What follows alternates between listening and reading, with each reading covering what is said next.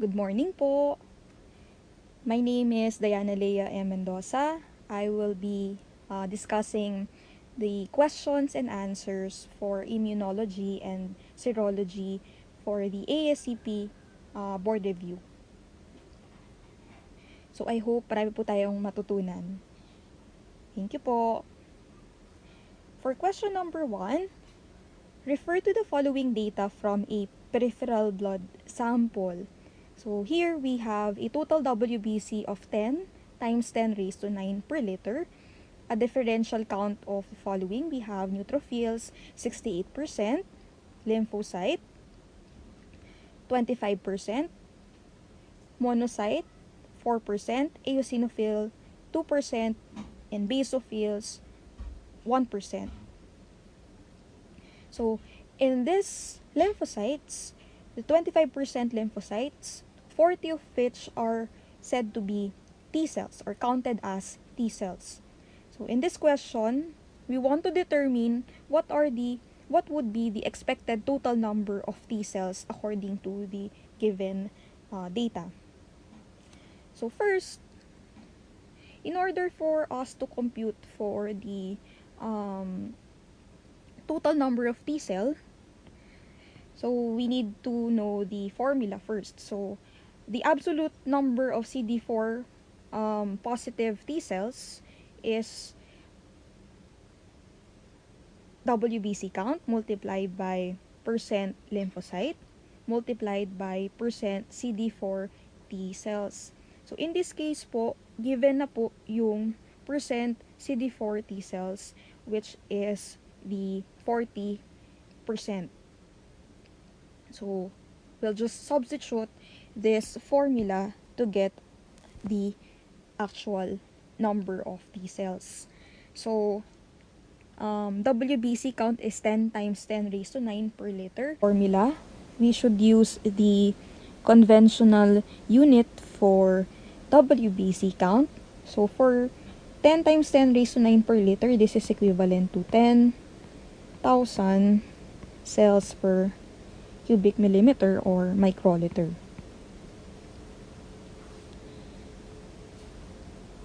So that is the WBC count. How much lymphocyte is counted?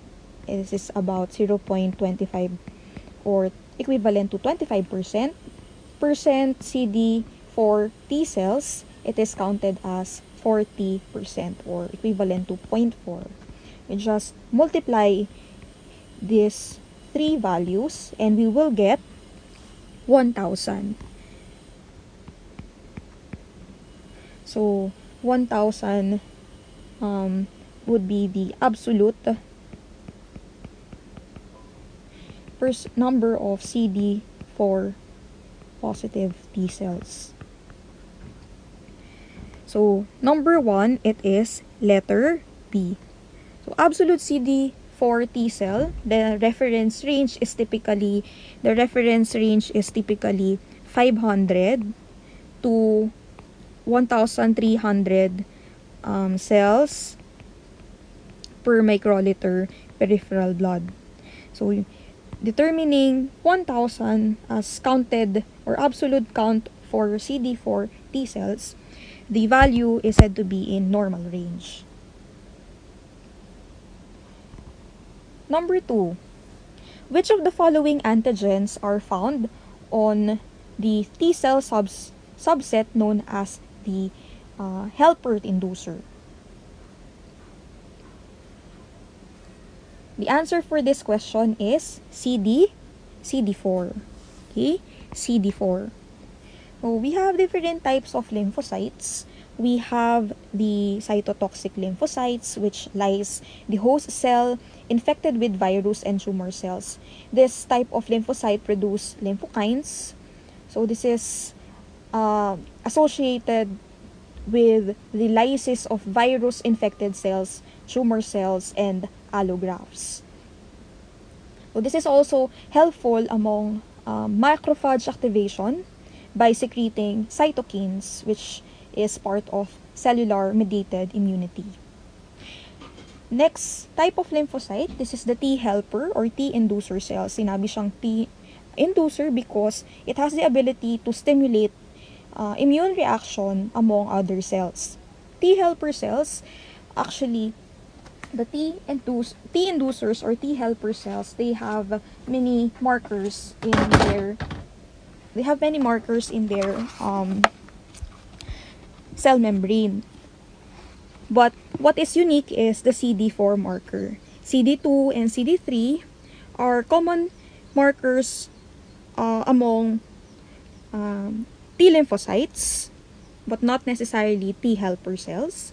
So, CD2 and CD3, this is the common CD marker for T lymphocytes.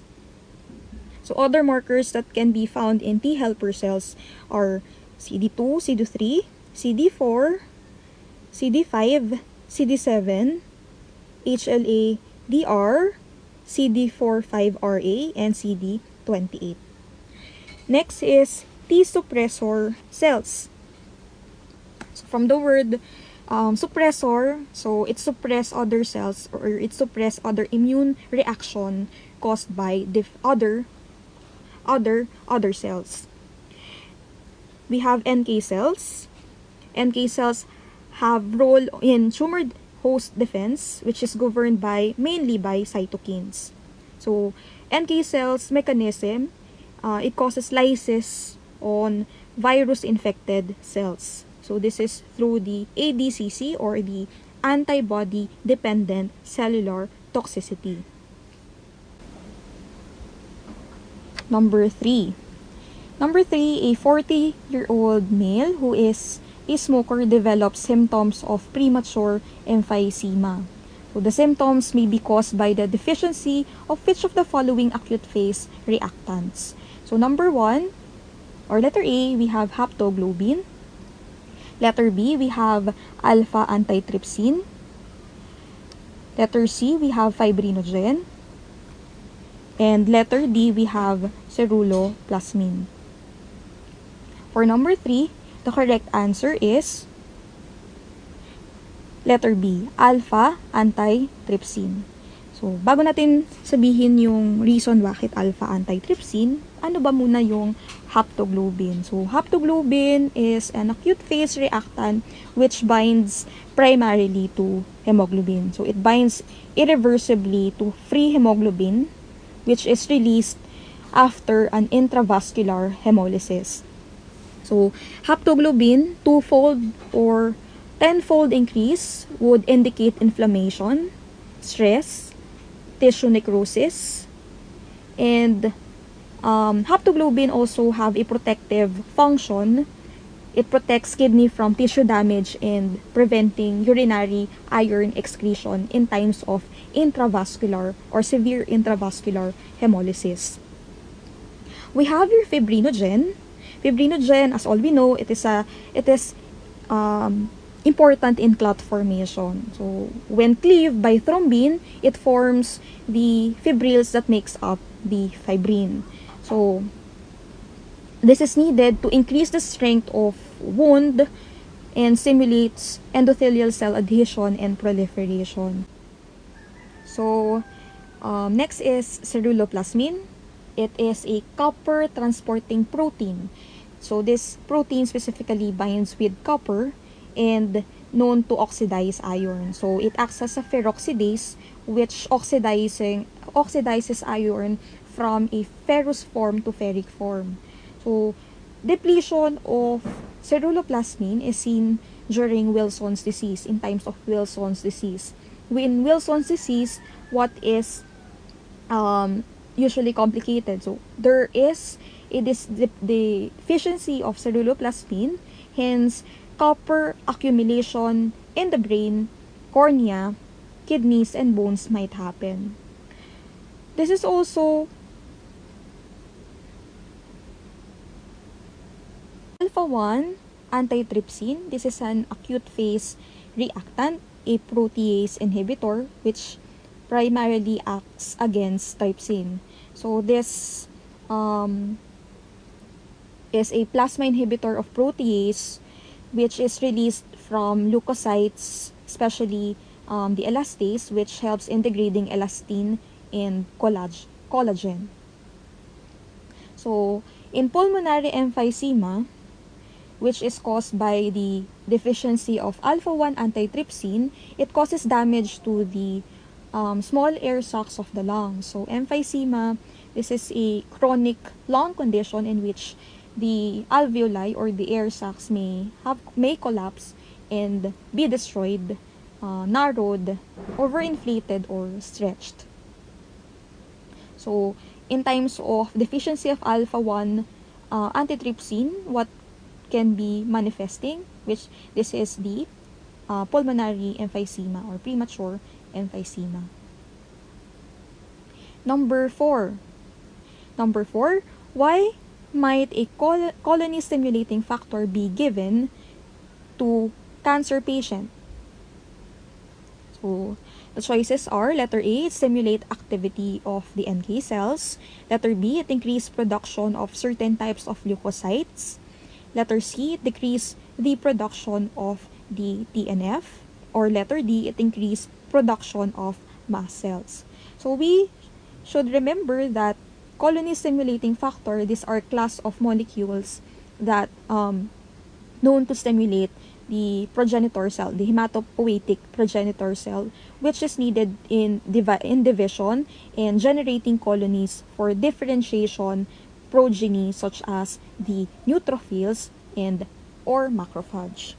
So, the colony-stimulating factor in cancer therapy, it is mainly used to help or to aid in preventing the development of neutropenia among cancer patients, because cancer patients, they are very prone in neutropenia because of some drugs used in their chemotherapy.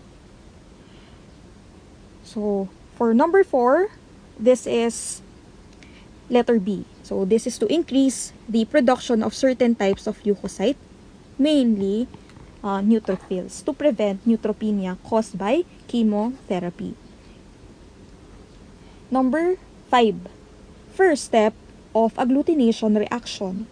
So, the choices are letter A, sensitization, B, lattice formation. So, these two are actually phases of agglutination.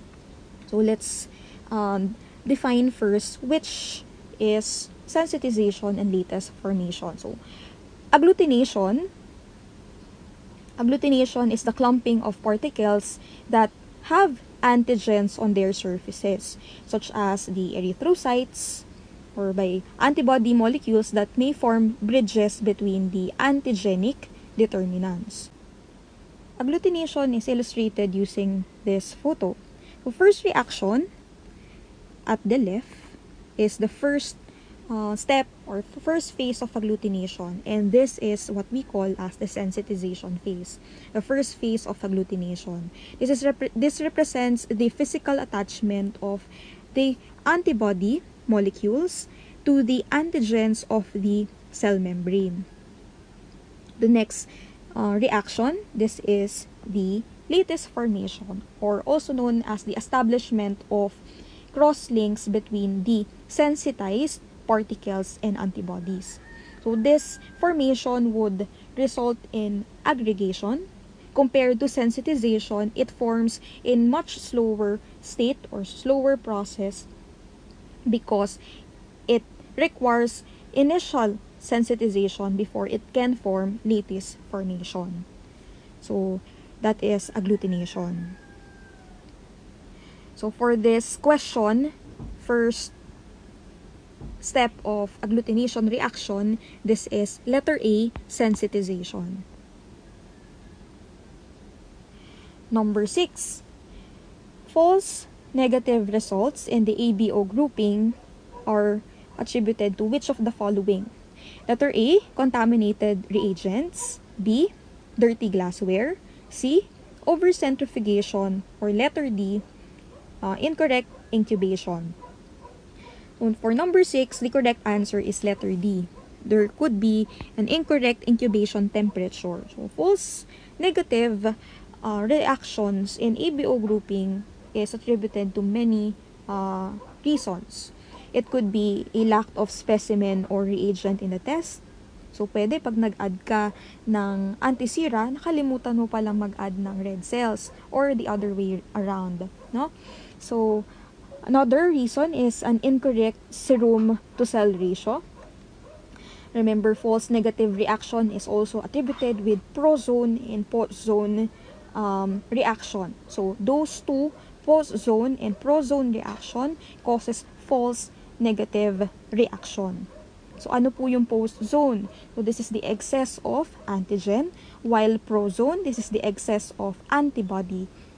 So, another reason is under centrifugation, incorrect incubation temperature, the use of old or inactive reagents, and lastly, incorrect interpretation such as the failure of the laboratory scientists to recognize a hemolysis or an error in recording the test result. So for number 6, this is letter D. The rest of the choices causes false positive reaction, including incorrect interpretation or recording of test results. Number 7. Number 7, which of the following correctly describes reverse passive agglutination? So, number 7, choices are A, it is a negative test. B, it can be used to detect autoantibodies. Letter C, it is used for the identification of antigens. Letter D, it is used to detect sensitization of red blood cells. So let us discuss first the definition of the reverse passive agglutination in its principle. So, first, we want to differentiate also this in the common associated agglutination, which is the passive agglutination. So, what is passive agglutination? This is a technique in which a soluble antigen is attached to a particle producing agglutination. So, in number 1, in letter A, this is an example of passive agglutination. What we can see is an antigen is attached to a carrier particle, and that would result to a coated particle. This coated particle will be used in touching to the antibody, which will later on create a lattice formation, which causes visible agglutination. So for the reverse passive agglutination, which is illustrated in the photograph B, so this is a technique in which an antibody is attached to a particle producing agglutination with a specific soluble antigen. So in this case, we can see in reverse passive, instead of soluble antigen that will attach to the carrier particle in the first reaction, this reverse passive agglutination involves an antibody. So this antibody will attach to the coated particle, and these coated particles will later on reacting with the soluble antigen with multiple determinants, and this would later create visible agglutination.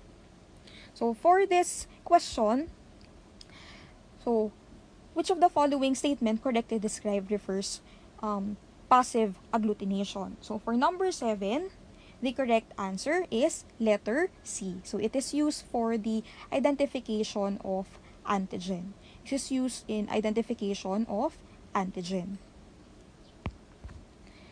So what is detected in here? So this part, the soluble antigen with multiple determinants would be detected.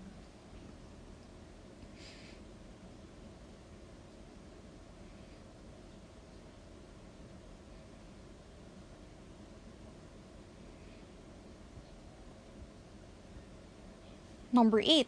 Which test would measure the coating of red cells by antibody as occurred in hemolytic transfusion reactions? So, hemolytic transfusion reaction together with the hemolytic disease of the fetus and the newborn, these are reaction which cause sensitization of the red blood cells in vivo. So, that is a useful test in determining in vivo attachment of antibody or complement to the red blood cells. In contrary, for that, we use indirect antiglobulin test to determine in vitro antigen antibody combination. So, this IAT or indirect antiglobulin test, this is useful in cross-matching or compatibility testing, in antibody screening, antibody identification, the weak D determination. So those are the tests which is associated with IAT or indirect antiglobulin test. So for number 8, the answer is letter B. Number 8, letter B. So, number 9, which of the following conditions will most likely result in a false negative DAT test? So before we can answer this, we have to understand first the procedure of DAT or direct antiglobulin test. So, the procedure would involve washing of the patient red blood cells in order to remove residual plasma proteins. So, first step would be the removal of residual or washing of the red blood cells to remove residual plasma proteins. This is then followed by the testing of the washed cells with anti-globulin reagent. So, the washed cell would be reacted with anti-globulin reagent. So, depending upon the anti-globulin reagent used, so a positive test may mean that either IgG and or even with the presence of complement components are bound to the red cells in vivo or possibly inside the body. So, in that, so kailangan meron munang washing. And remember, false negative result is actually attributed in times of the presence of prozone effect. So in this case, that if in case there is insufficient washing of red blood cells, what we can observe? We can observe a false negative DAT test. So the answer in number 9 is letter A. The direct anti-human globulin test or DAT panel, we use this in order for us to identify or to observe the different patterns of reactivity in autoimmune hemolytic anemia. This way we can identify the type or we can have a understanding of the type of autoimmune hemolytic anemia using the reagent used in that. Routinely, we use polyspecific anti-human globulin, which contains anti-IgG, both anti-IgG and anti-C3d. In this case, in that panel, we use a monospecific anti-IgG and anti-C3d in order to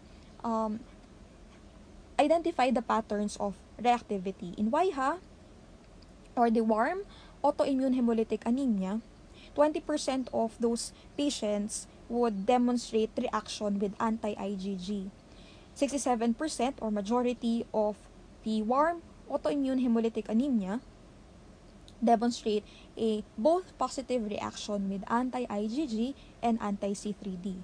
While the cold hemagglutinin disease or CHD, paroxysmal cold hemoglobinuria, and some types of warm autoimmune hemolytic anemia, they demonstrate the positivity with anti-C3d. So using this panel, we can identify or we can observe the patterns, and therefore we can identify the type of autoimmune hemolytic anemia. So for number 9, the answer is letter A. So again, letter A, false negative DAT result can be caused by an insufficient washing of red blood cells. Number 10. Which of the following cell types is implicated in immediate hypersensitivity reaction. Remember, hypersensitivity reaction, these are exaggerated reaction which usually cause destruction to host tissue in the process of attempting to destroy the specific antigen. So it involves humoral and cell-mediated responses. We have four types. Type 1, type 2, and type 3 are said to be associated with humoral mediated response, while type 4 is associated with cell-mediated response. So for this question, we want to understand first the different types of hypersensitivity. So first, we have type 1.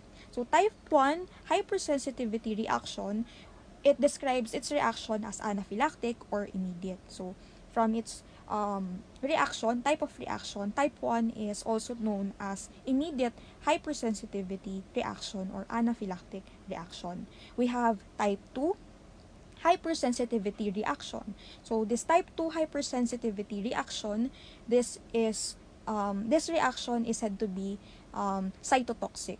Okay, it is associated with cytotoxic reaction. Type 3, so the reaction is based from immune complex formation. So, based from immune complex formation. And type 4, this is a T-cell dependent. So, T-cell dependent. So, remember, type 4 hypersensitivity reaction, it is cell-mediated, unlike the rest which are humoral-mediated hypersensitivity reaction. So, what are the involved antibodies? So, for type 1, type 2, type 3, these are humoral. So, antibodies for type 1 is usually of IgE. So, usually of IgE in type. For type 2, we have IgG, and possibly, in some cases, other immunoglobulin, but mainly of IgG.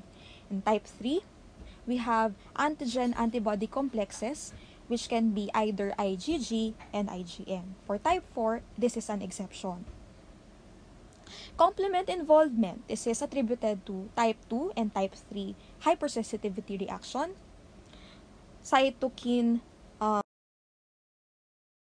this is associated only with type 1 and type 3 reaction or type 3 hypersensitivity reaction. So, hanggang dito lang muna. So, comparative description of each types. For type 1, it is antibody-mediated and this is immediate. While type 2, this is antibody-dependent, which requires also complement or other cell mediators. Type 3, this is based from the presence of immune complex. So, this is immune complex mediated. So, immune complex diseases. And number 4 or type 4, this is a T-cell mediated, which is associated with delayed response to an allergen. So, in type 1 hypersensitivity reaction, what is the main cell that is associated with it? So, anaphylactic or immediate hypersensitivity reaction. So, this induces the production of IgE. And remember, IgE, it is specifically binding to the receptors of the basophils or the mast cells. So, in tissues, this is mainly associated with the mast cells. So, number 10, immediate hypersensitivity reaction, this is the mast cells. Letter B. These mast cells produces or releases histamine once bound with the IgA. This histamine causes contraction of bronchioles and smooth muscles of blood vessels. So this would also cause an increase in capillary permeability and increased mucus secretion. So this is seen in times of anaphylaxis, hay fever, asthma, and some food allergy. Other mediators of symptoms includes prostaglandin, which causes vasodilation, increased vascular permeability, and we have also leukotrienes. For type 2, the mediators of symptoms is actually phagocytic or requires phagocytic cells. So, first mechanism is the phagocytosis such as attributed among phagocytic cells, the polymorphonuclear cells, which bind to the antibody sensitized cells. So this would bind to the antibody sensitized cells, and they would destroy the cells through phagocytosis. So this is also a dependent cellular cytotoxic reaction, and sometimes it requires complement mediated cell. So the reaction of the polymorphonuclear neutrophils with the antibody sensitized cells, this is the mechanism also of the antibody dependent cellular toxicity. So the PMNs would identify the cells that are sensitized with antibody, and therefore this would lead to the initiation of phagocytosis. Type 3. So before type 3, type 2, so we have examples. This is seen in transfusion reaction, hemolytic disease of the newborn, and thrombocytopenia. So for type 3, so once large immune complexes are created, these are rapidly cleared by the mononuclear phagocytes. However, some small complexes are or may remain, so they stay in the circulations longer and can be deposited in the tissue cells. So these immune complexes cause the stimulation of degranulation or degranulation of our granulocytes, and the initiation of these granulocytes can cause inflammation and hence tissue damage to a specific organ. So this type of sensitivity reaction is seen in Arthos reaction, serum sickness, and systemic lupus erythematosus. For type 4, or delayed hypersensitivity reaction, this is associated with lymphokines, which are produced mainly by the T cells. So these lymphokines will attract macrophage, and then this would later lead to activation of this macrophage, causing degranulation. More macrophage, more ulceration and necrosis should be or would be observed in this hypersensitivity reaction. So what examples can be attributed to delayed type of hypersensitivity reaction? We have the tuberculin type hypersensitivity, which is the common example of delayed hypersensitivity reaction, contact dermatitis, and some infections. Number 11, which in vitro test measures IgE levels against a specific allergen. So the choices are histamine release assay, we have radioimmunosorbent test or RIST, we have fluorescent allergosorbent test, and we have letter D, precipitin radioimmunosorbent test or PRIST. So the correct answer for this is letter C or FAST. Letter C, fluorescent allergosorbent test. So this is also associated with the RAST, the allergosorbent test or RAST. Some testing, which includes the quantitation of IgE levels in serum, we can use RIST. And we have double antibody radioimmunoassay. We have sandwich enzyme linked immunosorbent assay or the ELISA. For some testing, we can use allergy skin test. A skin test can be used in identifying specific IgE sensitization. Number 12. So number 12, incompatible blood transfusion are examples of which of the following reactions? So kanina, diniscuss natin, this is an example of type 2 hypersensitivity reaction. So antibody-dependent process in which specific antibodies would bind to the antigen, resulting to tissue damage. So, again, mediators of symptoms is phagocytosis and antibody-dependent cell-mediated cytotoxicity. So, the answer for number 12 is type 2 hypersensitivity reaction. Number 13. So, skin testing for exposure to tuberculosis is an example of which type of hypersensitivity? The answer is type 4. Type 4 hypersensitivity reaction or delayed hypersensitivity reaction. So, what would be the stages of the type 4 hypersensitivity reaction? So, first, there is the introduction of the antigen in the subcutaneous tissue. So, this would allow the processing of local antigen-presenting cells with this introduced antigens. A T helper effector cell would then recognize this antigen, and then later on it would release cytokines that will act on vascular endothelium. Once this cytokine act on the vascular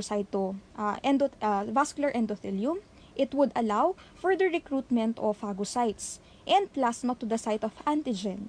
So what would happen is that there would be a visible lesion. So the process takes about 24 to 72 hours. That's why it is delayed type hypersensitivity reaction. So for number 13, this is type 4. Type 4 hypersensitivity reaction. Number 14. Listed below are the results for a patient who had positive ANA on initial testing. We have the following antibody test result.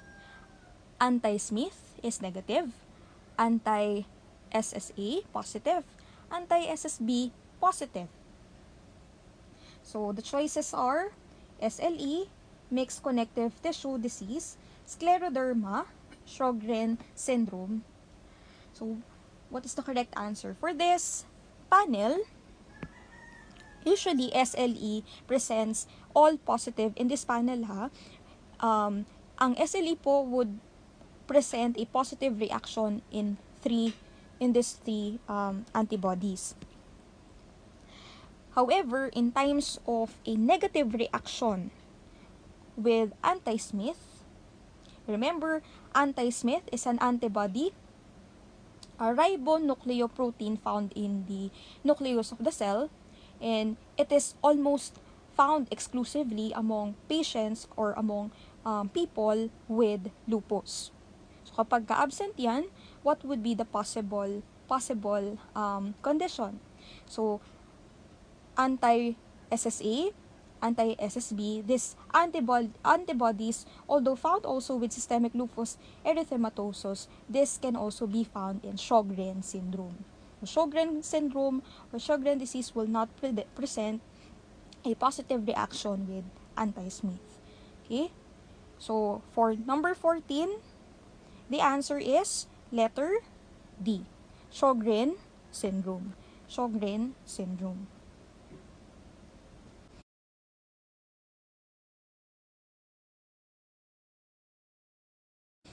Number 15. Listed below are results for a patient who had positive ANA on initial testing. So remember, ANA stands for anti-nuclear antibody. So we determine this, we can determine this using the immunofluorescent assay. We have the FANA. So in this reaction, we have anti-Smith positive, anti-double-stranded DNA positive, anti-SSA positive, anti-SSB positive. So the disease most likely associated with these results are found mainly in SLE.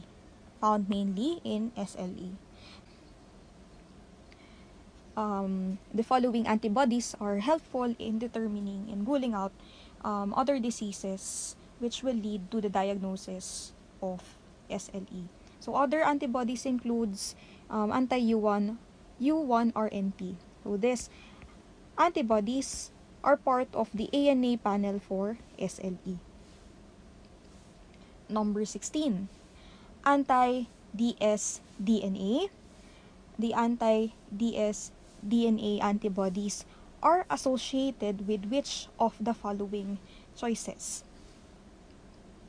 Letter A, syphilis. Letter B, CMV infection. Letter C, systemic lupus erythematosus. Or letter D, hemolytic anemia. So with the presence of anti-dsDNA antibodies, it would indicate SLE or systemic lupus erythematosus. The identification or detection of this antibody is specific for SLE, and it also can be also used in correlating its disease activity. So in ANA staining patterns, anti-dsDNA together with anti-nDNA, anti-single-strand DNA, anti-DNP, and histones are presented in this anti-nuclear antibody pattern, which is homozygous or solid or diffuse pattern. Other disease associated with this ANA pattern, ANA staining pattern, would be rheumatoid arthritis, Sjogren, mixed connective tissues, and also SLE. Anti-double-stranded DNA, these are rather specific for SLE and are observed with majority of SLE patients with active disease. So, the sensitive assay for the detection of anti-dsDNA, it can be done using the immunofluorescent testing using a hemoflagellate Crithidia luciliae. So later, there is one question that would discuss further this assay. Number 17. Number 17, a peripheral pattern of staining. The nucleus is caused by which of the following antibodies? So we have anti-Smith antibody, anti-SSA antibody, anti-centromere, anti-dsDNA. The answer for number 17 is letter D. The answer is letter D, anti-dsDNA antibody. So this pattern, peripheral pattern, suggests active SLE and Sjogren syndrome. So number 17, the answer is letter D, anti-dsDNA antibody. Number 18, a positive ANA with the pattern of anti-centromere antibodies is most frequently seen in patients with letter A, rheumatoid arthritis, B, CREST syndrome, C, SLE, or D, Sjogren syndrome. So, anti-centromere antibodies, so this antibody reacts with the centromeric chromatin of the metaphase and interphase cells. So this appears to be highly selective for the CREST variant of progressive systemic sclerosis. So this is the ANA staining pattern of an anti-centromere antibody. And the CREST variants includes the following conditions: calcinosis, Raynaud syndrome, esophageal dysmotility, sclerodactyly, and telangiectasia. So number 18, this is associated with the CREST syndrome. 18, CREST syndrome. Number 19. Number 19, in the anti-dsDNA procedure, the antigen most commonly utilized is blank. So what are the possible choices or options? A, rat stomach liver, mouse kidney tissue, C, Cryphidia luciliae, or letter D, Toxoplasma gondii. So from the following choices, the antigen that is most commonly utilized is the Cryphidia luciliae. So we have different methods in determining the presence of antibody against the double-stranded DNA. We can use radioimmunoassay, we can use this indirect immunofluorescence on Cryphidia luciliae, and enzyme-linked immunosorbent assay. But let's discuss Cryphidia luciliae. Although this type of test is often, kapag nakabasa po kayo ng mga journal, this is used way back 1970s. But it gives a sensitive result for the presence, in vitro presence of anti-dsDNA. So the principle of this test is the test system for the in vitro determination of antibodies against the double-stranded native DNA, which includes the dsDNA and nDNA in the human serum or plasma. So in this protozoan, it contains a kinetoplast. This kinetoplast contains mitochondrion-rich double-stranded DNA. So with the presence of the anti-dsDNA from the patient's serum or plasma, it would react with the dsDNA found in the kinetoplast of the Cryphidia. And this would be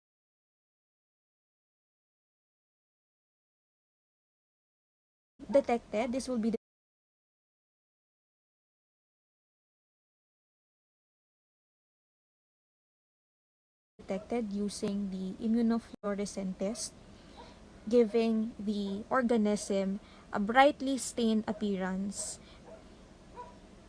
particularly, or we can observe a bright color, especially, or bright staining, especially at the kinetoplast. So number 19, the answer is letter C, Cryphidia luciliae. Number 20. Number 20, rheumatoid factor is typically an IgM autoantibody with specificity for which of the following? Letter A, SSB. Letter B, double-stranded DNA. Letter C, ribonucleoprotein. Or letter D, Fc portion of the immunoglobulin gene. So rheumatoid factor, this is a group of immunoglobulins, typically of an IgM, but it can also be an IgG, but typically IgM.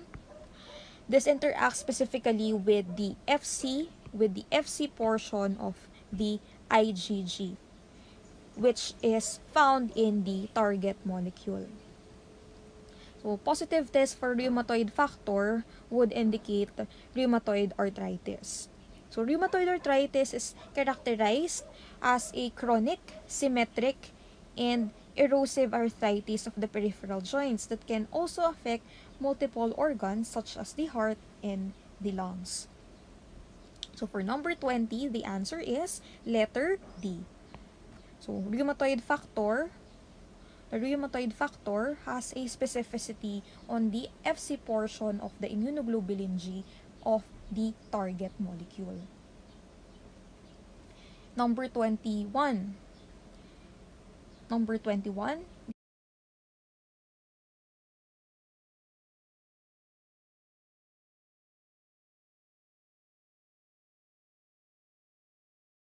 the anti-CCP or the cyclic citrullinated proteins is specifically associated with which autoimmune disease? The choices are the following: rheumatoid arthritis, myasthenia gravis, autoimmune hepatitis, or Goodpasture syndrome. The anti-CCP is specifically associated with rheumatoid arthritis. It is fairly new biomarker for RA, or for rheumatoid arthritis. And also take note that the presence of anti-CCP, this autoantibody against the cyclic citrullinated peptide which is present in the serum, it has been shown to be approximately 95% specific for the diagnosis of the rheumatoid arthritis. So number 21, the answer is letter A. Letter A, rheumatoid arthritis. Number 22, a highly specific indicator for rheumatoid arthritis is letter C, cyclic citrullinated peptide antibodies or anti-CCP. Number 23, an autoimmune disease characterized by progressive muscle weakness caused by formation of antibody to the antibody to acetylcholine receptor. This is associated with myasthenia gravis. So myasthenia gravis is actually a neuromuscular disease which the nerve muscles do not function normally. Why? Because this antibody blocks the nerve impulses, hence damaging the neurons irreversibly. So number 23, the answer is myasthenia gravis. Okay, myasthenia gravis. Letter A, we have multiple sclerosis. This is also an autoimmune disorder which affects the myelin sheath of the nerve. So what is produced? Autoantibody is the anti-myelin antibodies. We have multiple myeloma. This is actually a condition which causes secondary immune deficiency. This is actually a malignancy rather than an autoimmune disorder. And we have rheumatoid arthritis, which is a systemic autoimmune disorder. So other disorders are the following. We have the good pasture, which specifically produce anti-glomerular basement membrane antibodies. Primary biliary cirrhosis, which produce anti-mitochondrial antibodies. Chronic active hepatitis, which produce anti-smooth muscle antibodies. Hashimoto thyroiditis, which produce anti-thyroglobulin and anti-microsomal antibodies. And we have the Graves' disease, which produce anti-TSH receptor antibodies. Number 24. A 3-year-old boy is seen by his physician because of many recent bacterial infections. So, flow cytometry indicates normal levels of T and B cells. The nitroblue tetrazolium test for oxidative reduction is negative. So, this is most likely cause of which of the following condition? Letter A, Wegener syndrome. A, Wegener syndrome. B, chronic granulomatous disease. C, Bruton's agammaglobulinemia. Or letter D, diabetes mellitus. So, tetrazolium test is associated with chronic granulomatous disease. So, what is the test principle of the NBT? So, we have the yellow dye, which is incubated with the this nitroblue tetrazolium dye will react with the neutrophils. This neutrophils contains or produce superoxide, which is detected by the NBT. In normal conditions or in normal neutrophils, this converts the yellow water-soluble compound or the stain to dark blue insoluble formazan, because the superoxide was able to reduce this stain, forming the dark blue staining on the blood cells. So it is clearly detected microscopically. But in patients or in individuals that suffers from CGD, these patients this patient's neutrophil fails to reduce the NBT stain. So therefore, what is the remaining, or what is the color of the stain? So it stains yellow. So it remains yellow. So that is number 24. So normal neutrophils would stain formazan or blue or dark blue coloration. CGD patients, their neutrophils or their blood cells would stain yellow. Number 25. Carcinoembryonic antigen is most likely to be produced in a malignancy involving which of the following? Number 25, it is colon. Number 25, it is the carcinoma of the colon. Letter D. 6. Which of the following is the best analyte to monitor patients with pancreatic cancer? So the choices are the following. We have letter A, CA15-3, CA199, CA125, or CEA. So the answer for number 26 is CA199, which is the tumor marker indicative for pancreatic and gastrointestinal cancers. For the choice A, this is for breast cancer. 125 is for ovarian cancer. And CEA, this is a tumor marker for colorectal cancer. So the answer is letter B. For number 26, letter B. So important po no na familiar tayo sa mga tumor marker and the disease association. So for your reference po, 7, prostate-specific antigen value of blank nanogram per ml is generally considered to be normal.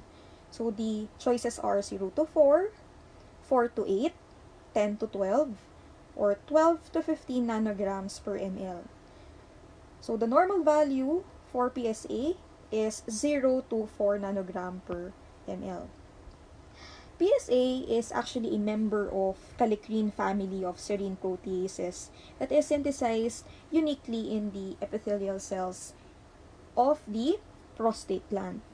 So this gives a high degree of specificity of this marker in cancer screening, diagnosis, prediction of cancer risk and recurrence, specifically of prostate cancer. So since this is used in monitoring, what are the clinical applications in monitoring recurrence? If there is any detection of PSA in the blood of that patient who has had a radical prostatectomy, tinanggal yung prostate. So it is a reason for concern and warrants more thorough investigation as to source of the PSA production. So any increase of the PSA values in that patient who has been previously treated for prostate cancer, this should cause a concern, as it may indicate the following. It may indicate resurgence or regrowth of a tumor. Benign tissues of prostate are producing increased amounts of PSA due to a possible infection. Number 3, benign prostatic hyperplasia. And number 4, there might be an acute urinary retention due to an obstruction. So, patients in remissions of prostate cancer or following this radical prostatectomy should continue monitoring their PSA levels. So, PSA levels which is greater than 4 nanogram per ml would require a prospective patient to undergo prostate biopsy for us to determine whether the elevation is caused by malignancy. So, that is number 27. Number 28. Which of the following is consistent with chronic hepatitis B infection? So the choices are A. Negative HBs antigen, B.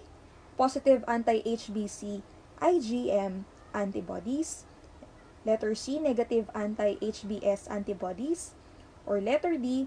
Positive anti-HBs antibodies. So remember, the situation is a chronic hepatitis B infection. And in chronic hepatitis B infection, the patient is not producing anti-HBs. So what is observed during chronic hepatitis B infection? There is a positive reaction with HBs antigen and a positive result for total anti-HBC, while IgM, anti-HBC, and anti-HBs are said to be non-reactive. So for number 28, the answer is letter C. Number 28, letter C. Number 29. Which of the following antibodies to HBV persist for the individual's lifetime? We have anti-HBe, anti-HBs, anti-HBC IgM, and anti-HBC IgG.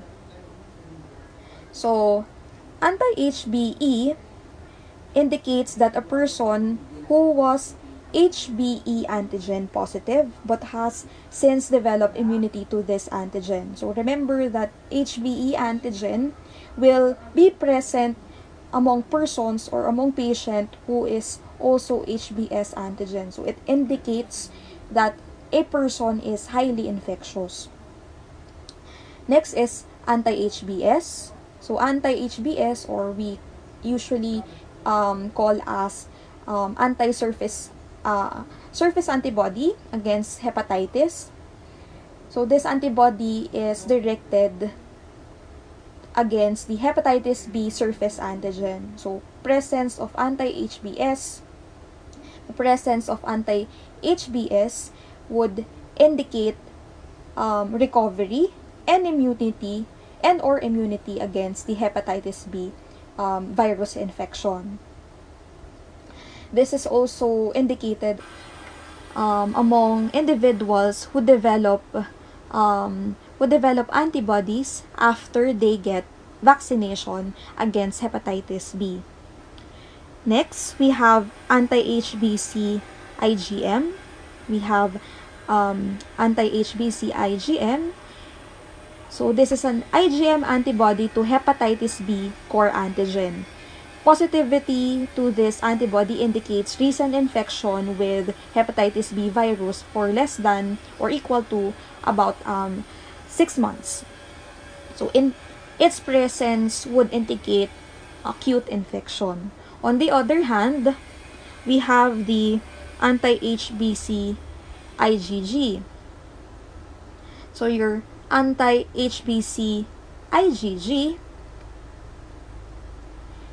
this is present, or this indicates that the person either has or had hepatitis B.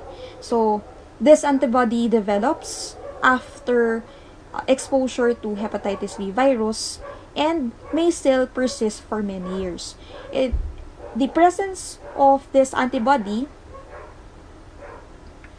does not tell you whether the patient is still infectious or whether they have developed immunity to the virus, since anti-HBC will be present in both conditions.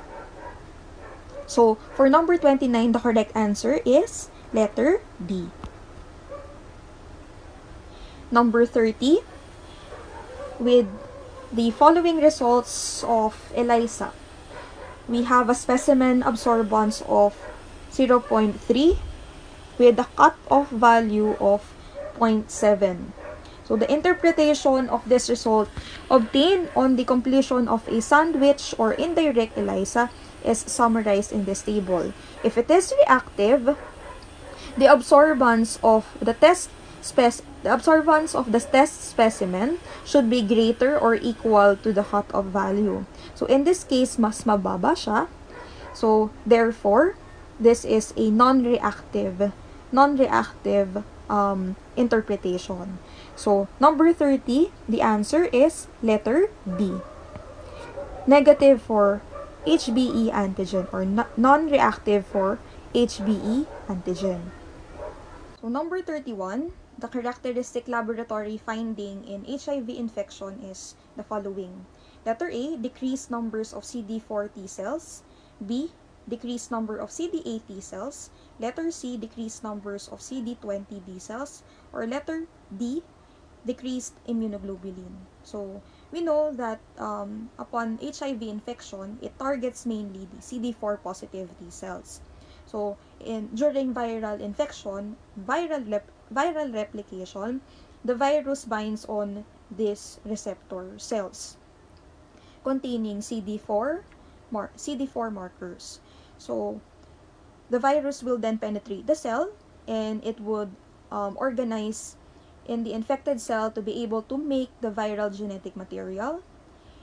This is followed by the synthesis of proteins for viral particles, followed by assembling of virus particles. Once assembled, it will be released from the infected cell, and therefore it will leave the infected cells killed. So HIV binds specifically on CD4 molecule T cells. So the main target of this virus is attaching to the CD4 marker. But other blood cells would be probably infected by HIV, such as the monocyte, macrophages, and some other cells. But mainly of T helper cell, which is CD4 positive. So for number 31, the answer is letter A. 31, letter A. Number 32, which CD4 CD8 ratio is most likely in a patient with acquired immunodeficiency syndrome or AIDS. So the choices are letter A, 2:1, letter B, 3:1, letter C, 2:1, and letter D is 1:2. So what is the normal CD4 to CD8 ratio of cells? So the normal is 2:1, and any reduction to this ratio would indicate immunosuppression or immunodeficiency. So in this choices, what is below to this value? It is letter D, 1:2. 1:2. Number 32, letter D, 1:2.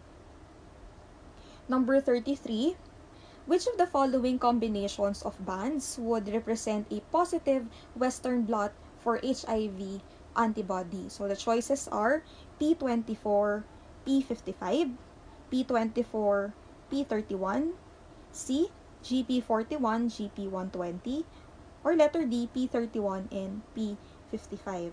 So for the laboratory diagnosis of HIV, we can perform ELISA as a screening test for HIV infection. So this would detect antibodies to HIV.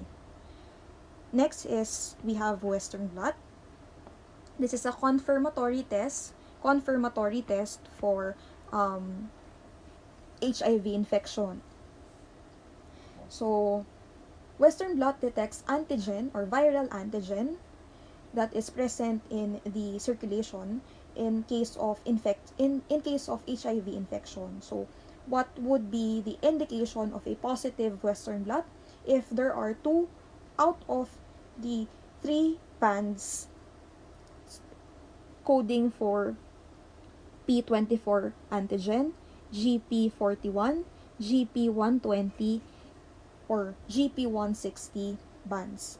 So any two combination of these three bands would indicate a positive reaction or positive Western blot test. Next is RT-PCR, although this is more helpful in understanding or getting or testing the viral load of an infected person. Next, we have indirect immunofluorescence, which detects HIV antigen in the infected cell.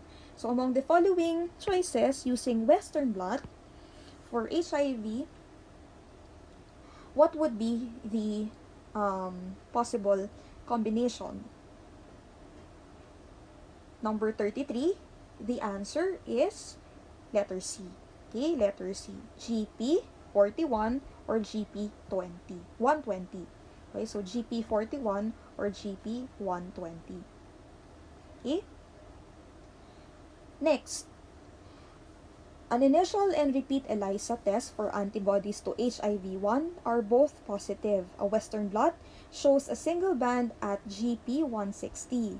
With the patient who shows no clinical signs of HIV infection and the patient's CD4 T cell count is normal, based upon this result, which conclusion is correct? So, given po na ni-repeat natin yung ELISA, and for the second time around, ELISA tests positive. So, both are positive.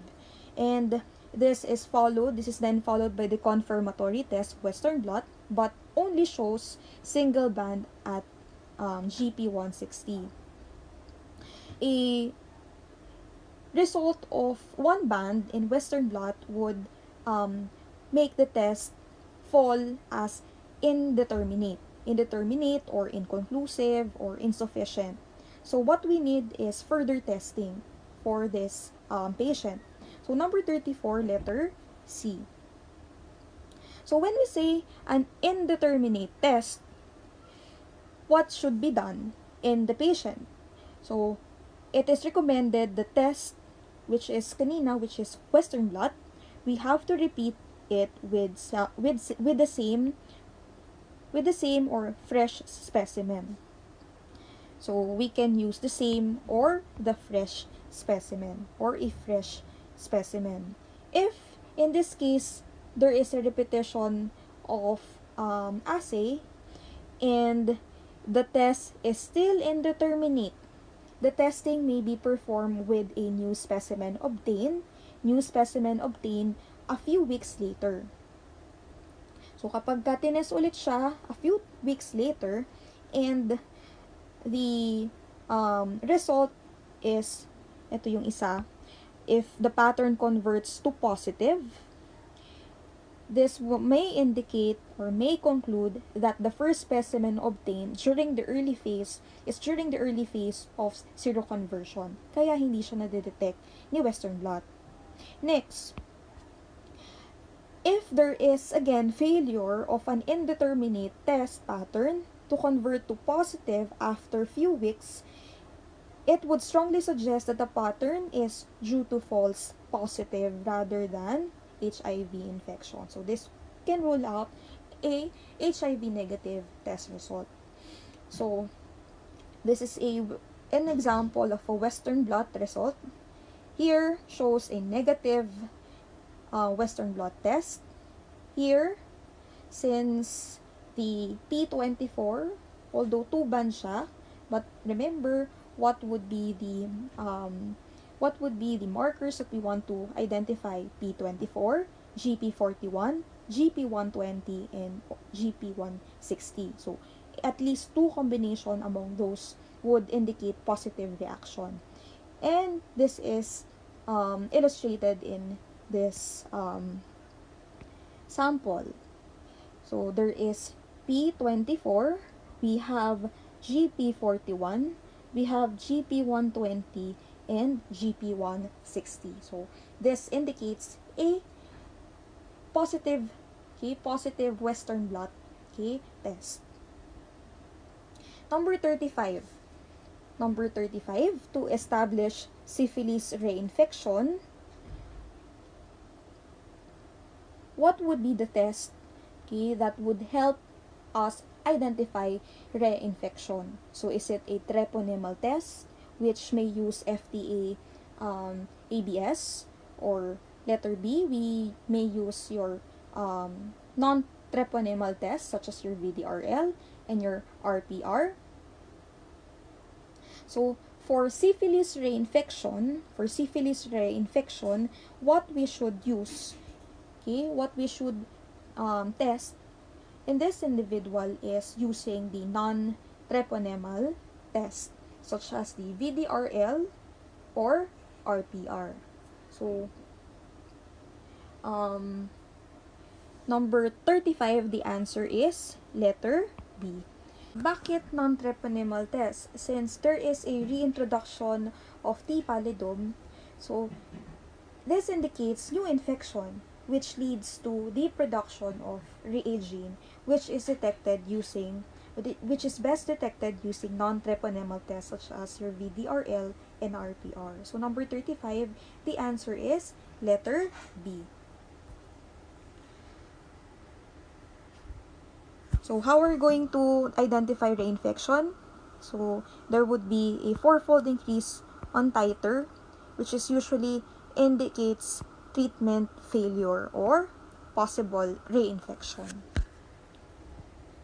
Next, number 36.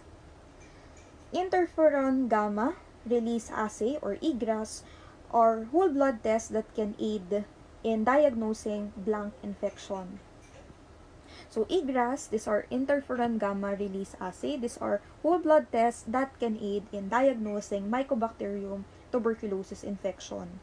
So, IGRAS used to measure the production of interferon gamma production by the cells that have been stimulated by 2 or 3 secretory low molecular weight mycobacterial peptides. So, this test guarantees sensitivities and specificities more than or equal to 98%.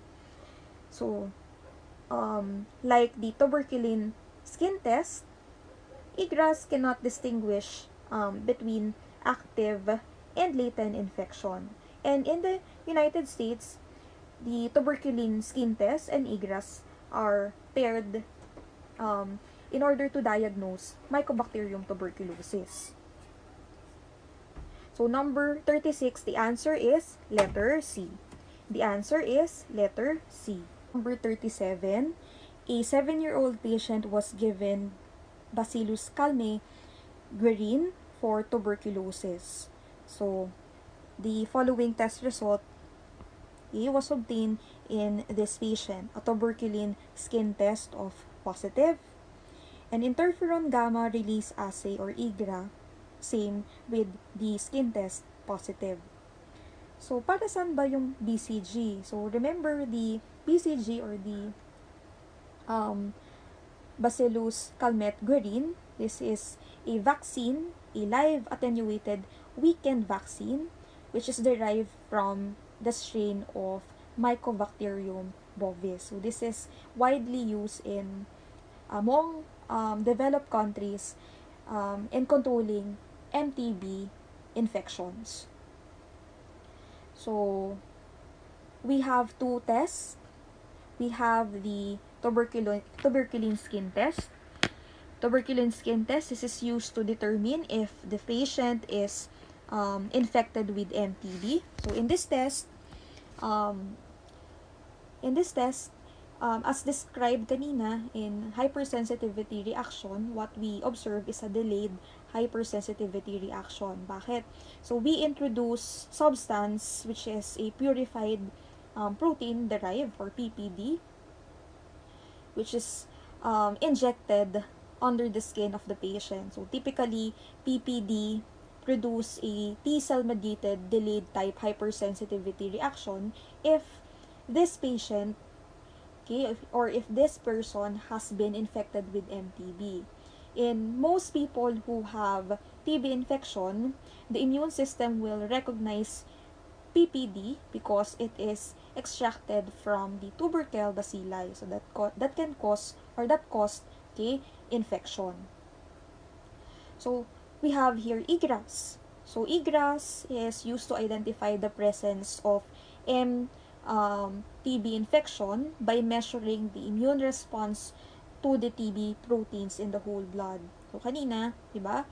Diniscuss natin, okay, yung IGRA, okay, this is a test which measures the person's production of the interferon gamma. Based from CDC, they say that the TST or IGRA, they are not co-indicated for persons who have been vaccinated with BCG. So this result would suggest a positive reaction or positive infection for MTB. So number 37, the correct answer is letter B. Okay, TB disease or latent tuberculosis, since these two tests, okay, the TST and IGRA, they cannot distinguish an active infection from a latent tuberculosis. So the answer is letter B. Number 38. A Mycoplasma pneumoniae infection are associated with the production of which of the following antibodies? So, discuss natin siya sa blood bank. So, Mycoplasma pneumoniae, this is associated with the production of cold agglutinins. So, number 38, we have letter A. Number 38, letter A. 39, in a congenital toxoplasmosis, which class of antibodies is most sensitive in detecting infection? So we have IgA, IgG, IgM, or IgE. So in congenital toxoplasmosis, usually we use or we compare the IgM antibody in the newborns and the IgM titer of the mother, because the presence of IgM in newborns and presence of elevated IgM titers in mother's serum supports the diagnosis of congenital toxoplasmosis. However, in detecting infection, specific IgA anti-toxoplasma antibodies have been recommended antibody isotype for diagnosing this infection or congenital toxoplasmosis. So they can be more sensitive than the demonstration of IgM antibodies. This was a study years ago, but current studies and current books would suggest still the high specificity of IgA. So for congenital toxoplasmosis, assays uses or detects IgA. So number 39, letter A, IgA. Number 40, patients with IM or infectious mononucleosis are usually heterophil antibody negative. So which of the following patient with IM are usually heterophil antibody negative? So number 40, the answer is letter B. So within the adult population, 10% to 20% of these individuals with acute IM do not produce IM heterophil antibody. So the pediatric population is of particular concern because half of the children younger than, or 50% of those children with IM infection who age 4 years or younger, so they type as heterophil negative. So number 40, letter B, children below 4 years old. Number 41, the conformation of heterophil antibody of infectious mononucleosis would be letter A, agglutination with horse cells, B, agglutination with guinea pig cells, letter C, agglutination of sheep cells after incubation with guinea pig cells, no agglutination of sheep cells after incubation with beef cells, or letter D, agglutination of sheep cells after incubation with beef cells, and no agglutination of sheep cells after incubation with guinea pig cells. So using the Davidson differential testing, we can identify the present antibody. So this differentiates the three different heterophil antibodies based on the absorption onto the beef red cells and guinea pig kidney cells. So for infectious mononucleosis, there would be no adsorption by guinea pig kidney cell. So therefore, what we expect is, since the antibodies is not absorbed, it will be reacting with the sheep cell. So it can cause agglutination with the sheep cell. Next, the reaction with the beef oxerythrocyte. So antibodies NIM, okay, are adsorbed by the beef oxerythrocyte. So therefore, it would give us a negative or no agglutination, okay, no agglutination to sheep cells, okay, once it is react. Since the antibodies, okay, the antibodies in IM, okay, are adsorbed by the beef or ox erythrocyte. So number 41, the answer is letter C. 42.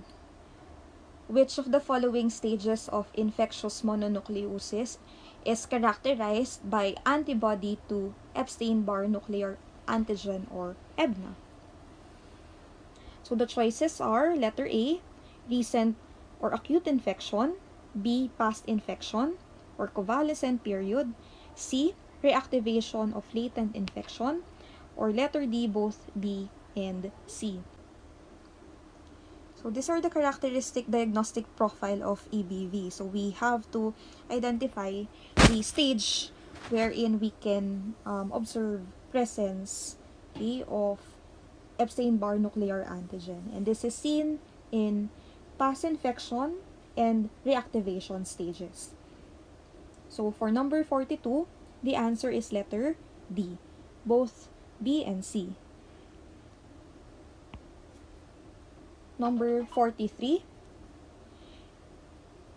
an EBV IgG titer of 1:28, IBV IgM of less than 1:10, CMV IgG titer of 1:28, and a CMV IgM of more than or equal to 1:10, Toxoplasma IgG titer of 1:28, and a Toxoplasma IgM titer of less than 1:10.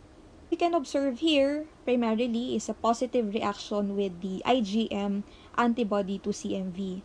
So this may indicate, okay, current or recent infection. So a titer of 1:10 or greater would indicate positive, okay, positive infection for CMV. So the answer for number 43 is letter A, primary CMV infection. Number 44, which method is a signal amplification system? So among the following, branch DNA or the bDNA is a quantitative test that uses signal amplification instead of target amplification as described among this PCR. So in signal amplification, the target DNA or RNA is hybridized at different sites by two types of probes. So branch DNA assays are useful in measuring viral load for hepatitis B virus, hepatitis C virus, HIV, CMV, and microbial organisms such as the Trypanosoma brucei. So, number 44, the correct answer is letter A, branch DNA. Number 45, which technique involves probe amplification rather than target amplification? So, in probe production amplification, so the probe specific to the target or probe product is amplified only in the presence of a target. Target number remains unchanged. So, ligase chain reaction is an example of a probe amplification method. So, the ligase chain reaction amplifies probes rather than the target DNA. So the answer for number 45 is letter D. So some questions. So what follow-up test for antibodies related to SLE is beneficial in reference with the ANA result above? Letter A, testing for antibodies to Smith. B, testing for anti-dsDNA. C, testing for centromere antibody. Letter D, testing for U1, RNP, and DCSSC. So the answer here, since this is a speckled reaction, speckled reaction, and you want to relate it with SLE, the antibodies to be assayed or tested could be antibodies to Smith or anti-Smith. So for this, the answer is letter A.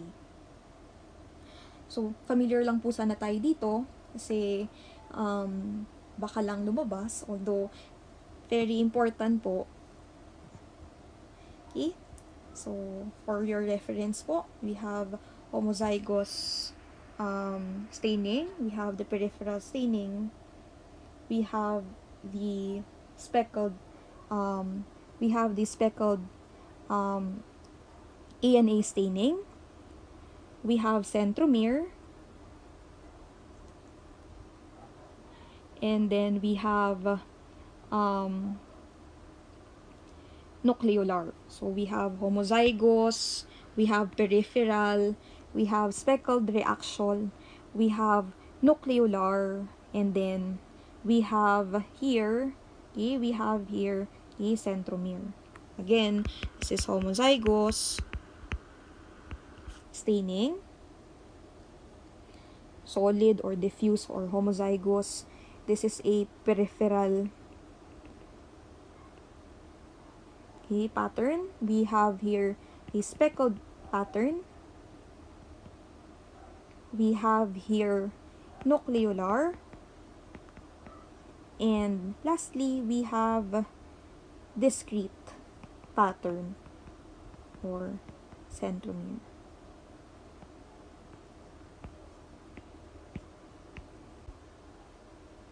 Next, when evaluating the pattern of fluorescent anti-nuclear antibody testing, cytoplasmic patterns could be letter A, are not considered pattern of assessment. B, may demonstrate anti-mitochondrial antibodies seen in primary cirrhosis. Letter C, indicate the presence of anti-histone.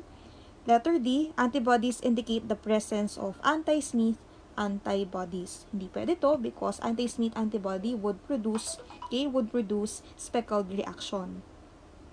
Okay? So, what could be a possible reaction? So, for cytoplasmic pattern, what we can observe would be anti-mitochondrial antibodies seen in primary cirrhosis. So this is a cytoplasmic pattern showing presence of anti-mitochondrial antibodies, which is seen in primary biliary cirrhosis.